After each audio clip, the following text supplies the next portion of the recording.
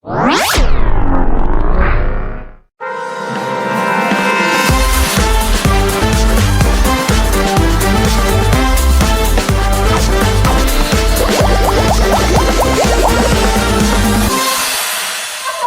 warahmatullahi wabarakatuh. Hai sobat-sobat Semanla. Aku Bunga Amelia Putri yang akan menemani perjumpaan kita selama beberapa menit ke depan dalam episode Podcast Semanla Beraksi, Berintegritas, Aktif, dan Menginspirasi. Pada kesempatan kali ini kita kedatangan tamu yang sangat istimewa sekali nih Sobat Semanla. Pada episode pertama ini kita kedatangan Kepala Bidang Pembinaan Guru dan Tenaga Kependidikan di Provinsi Sumatera Barat. Mari kita berikan tepuk tangan yang meriah untuk Bapak Suindra, SPDMM.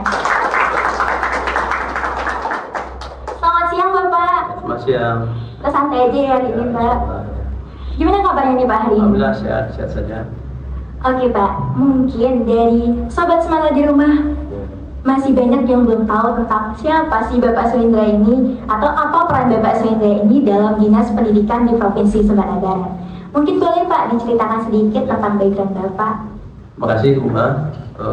Ini merupakan hal yang luar biasa juga bagi Bapak. Ini sekolah yang kesekian kalinya Bapak meresmikan podcast. Insya Allah. Terakhir kemarin di SMA 1 Sungayang. Oh jauh ya Pak. Jadi rata-rata sekolah kita di Sumatera Barat sudah punya podcast. Dan podcast itu merupakan ajang bagi siswa, bagi guru, bagi masyarakat juga boleh. Kalau di tempat ini bisa juga memanfaatkan podcast ini untuk menyampaikan gagasan dan ide untuk kemajuan pendidikan, tentunya di sekolah kita, atau di daerah kita, atau Sumatera Barat pada umumnya. Nah, Bapak di sini memang sebagai diamanahkan oleh Pak Gubernur sebagai Kepala Bidang Pembinaan Guru dan Tenaga Pendidikan di Dinas Pendidikan Provinsi Sumatera Barat. Luar biasa ya Pak. Jadi tugas Bapak itu memang pembinaan dalam artian bukan persoalan, tetapi mengembangkan potensi-potensi guru. Di situ mungkin ada kepala sekolah, ada guru, ada tenaga pendidikan, ada pengawas, baik yang PNS maupun non PNS. Guru-guru kita itu jumlahnya tentu sangat banyak karena menyebar di 19 kabupaten Sumatera Barat. Banyak ya Pak. Ya, jumlah sekolah kita itu SMA SMK itu 381 termasuk SMP.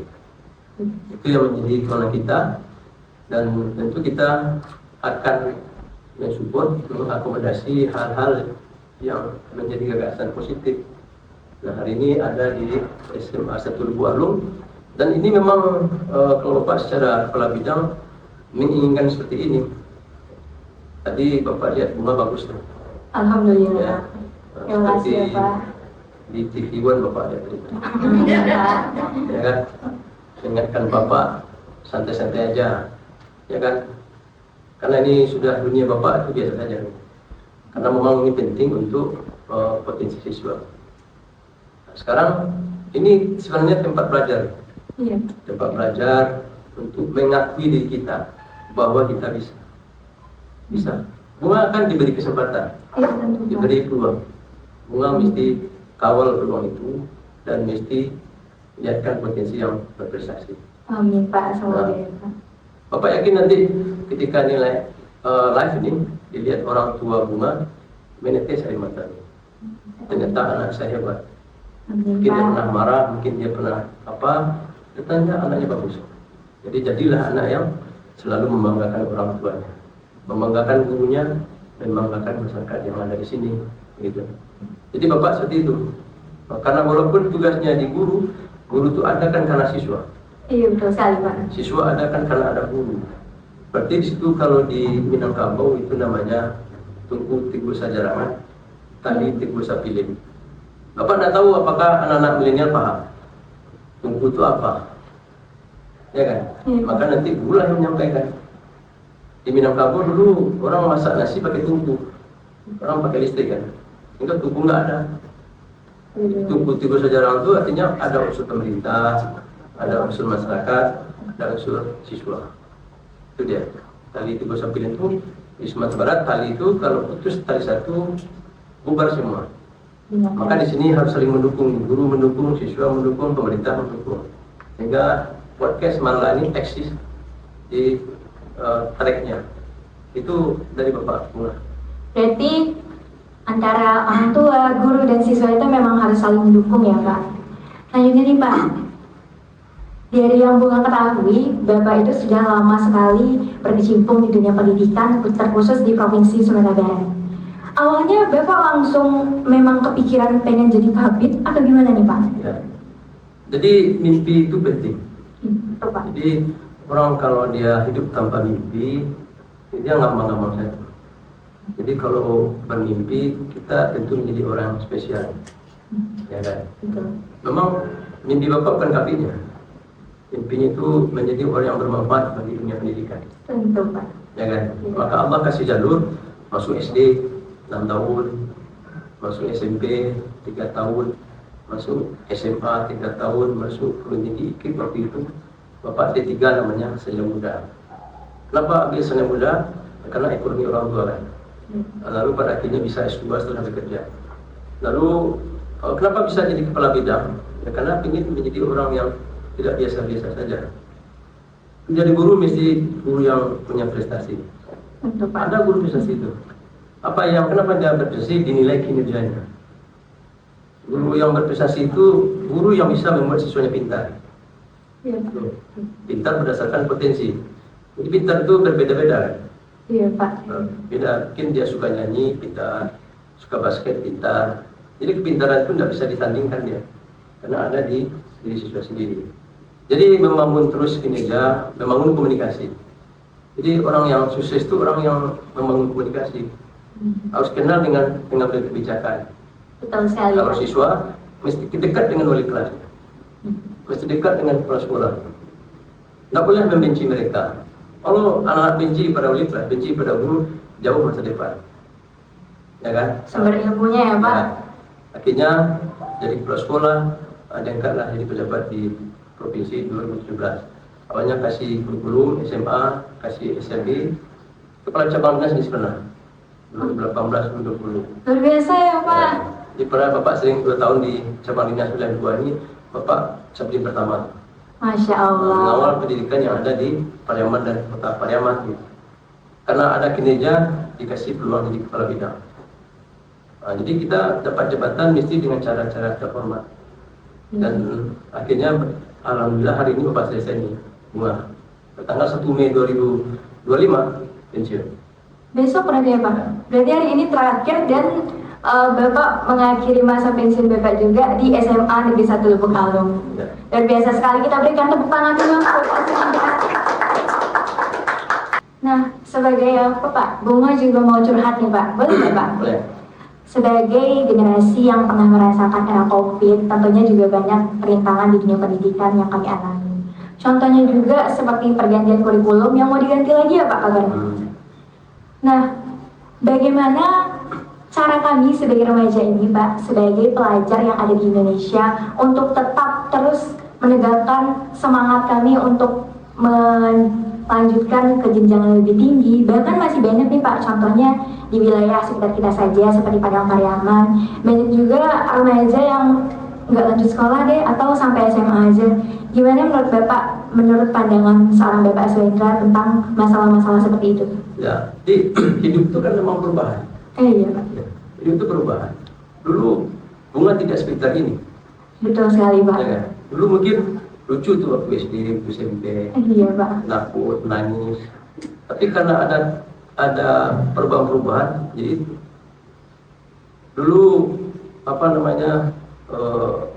cara belajar seperti itu, sekarang tidak seperti itu. Ya, betul. Dulu pakai komputer manual, sekarang AI. Iya betul sekali Pak. Apakah bisakah kita merubah perubahan? Tidak bisa. Jadi kita tidak bisa merubah perubahan itu karena dia sudah hadir. Iya, Pak. Justru perubahan itu kalau kita pandang optimis, malah itu jalan untuk sukses. Ya kan? Dulu Iya, Pak. kalau dulu zaman Bapak dulu kalau ketemu saudara di Jakarta, ditelepon pakai telepon sekolah. Telepon dering-dering. Oh iya Pak. Sekarang langsung aja di sini. Iya, sudah ada masing-masing ya Pak. Itu yang berubah itu sebenarnya hulu. Ketika teknologi berubah, belum harus berubah. Mengikuti. Dulu Nokia, sekarang Samsung. Betul. Kalau orang masih ingin berpikir Nokia, nggak bisa. Harus berpikir Samsung. Dulu ya sekarang AI itu. Iya Pak. Anak murid akan juga bisa dibohongi AI itu kan. Betul sekali Pak. Kalau dia anak-anak praktis dikasih soal biologi 10 buah 100 nya nanti. Karena dia dimanjakan teknologi. Nilainya palsu. Iya Pak. Jadi intinya memang perubahan itu harus kita banggakan. Hari ini dulu tidak ada podcast, sekarang ada podcast. Berubah kan? Iya berubah sekali Pak. Jadi memang kita harus berubah tiap hari. Tapi yang tidak boleh itu orang merubah kita. Kita bisa tidak merubah diri kita. Iya Pak. Ya kan? Betul sekali. Sangat terbuka jadinya wawasan gue di sini Pak. Ya. Bisa tentang AI ini Pak. AI ini kan juga merupakan penunjang juga di pendidikan Pak. Tapi banyak sekali remaja yang mengarahkannya ke hal-hal yang negatif. Contohnya, kadang remaja itu nggak mau lagi berpikir tentang tugas yang diberikan guru, langsung aja AI. Nah, ada nggak sih Pak kata-kata motivasi dari Bapak mungkin buat remaja-remaja atau sobat semangat di rumah yang masih terpaku ke AI atau apa-apa translate, apa-apa Google, gimana Pak? Ada nggak Pak? Tadi lokakarya sudah dilakukan oleh Bapak Ibu Guru ya. Iya, Pak. Lokakarya itu ajang bagi guru untuk refleksi, evaluasi target ke depan dan perencanaan ke depan kan. Bapak sampaikan tadi, pendidikan ke depan itu bukan mengharapkan nilai siswa, tetapi mengharapkan perilaku siswa. Ya kan? Iya benar. Jadi kalau perilaku tidak ada dia itu. Iya. Tidak ada kan? Coba ketik perilaku bunga tidak ada. Jadi kita tidak boleh bodoh dari teknologi kan. Ketik perilaku bunga, bingung deh. Iya, Pak. Jadi semua anak-anak itu punya potensi dan perilaku sendiri. Jadi kenapa ada biologi, ada matematika, ada fisika? Itu untuk memastikan karakter dan perilaku siswa itu. Iya Pak. Karena ke depan dunia butuh orang yang punya karakter, bukan butuh orang yang ada 100. Iya Pak. Perusahaan hebat itu mencari orang yang confident, orang yang tanggung jawab, orang berintegritas, orang yang punya peluang-peluang loncatan-loncatan berpikir untuk membangun perusahaannya. Mereka tidak butuh nilai, tapi butuh karakter building. Iya. Jadi kalau karakter building tidak ada dia ya. Kita ketik karakter adalah katanya. Iya. Tapi kalau kita ketik karakter bunga, bingung dia. Bingung Nanti banget. dibilangnya bunga Kamboja, bunga mati, padahal orang. Iya. Jadi Bapak itu tidak juga dengan AI itu karena kita sudah tahu, sudah paham dengan teknologi. Makanya siswa harus kuasai teknologi dan tahu maksudnya. Jadi kalau ada anak-anak yang ada soal lalu diambilnya AI, dia mempalsukan dirinya kan. Iya benar banget Pak. Dan Bapak Ibu Guru kita harapkan tidak lagi menanya-nanya definisi-definisi. Kalau minta definisi gampang aja. Biologi adalah, fisika adalah. Tapi dengan biologi dia jadi apa? Itu dokter. Iya betul Pak. Dengan kimia dia analis kimia. Di fisika dia menjadi teknik apalah gitu kan. Jadi kurikulum modern itu ke arahnya ke situ juga. Luar biasa sekali ya penjelasan dari Bapak Swindra. Bunga juga speechless sebenarnya Pak. Pertama kali podcast sudah jadi presenternya, tiba-tiba ternyata bintang tamunya luar biasa langsung dari Dinas Pendidikan Provinsi Sumatera Barat. Kita kasih tepuk tangan sekali lagi. Nah Pak, mungkin pembahasan kita sudah lumayan nih Pak. Dari tadi Bunga udah nambah wawasan banget ketemu sama Bapak. Dari yang awalnya cuma mungkin Bunga hanya siswa biasa yang bisa ketemu sama seorang kabid di Provinsi Sumatera Barat. Ini juga menjadi langkah awal sebagai remaja juga Pak. Jadi ada pandangan-pandangan baru yang muncul dari semua pengalaman Bapak, semua pahit dan manisnya yang sudah Bapak ceritakan tadi.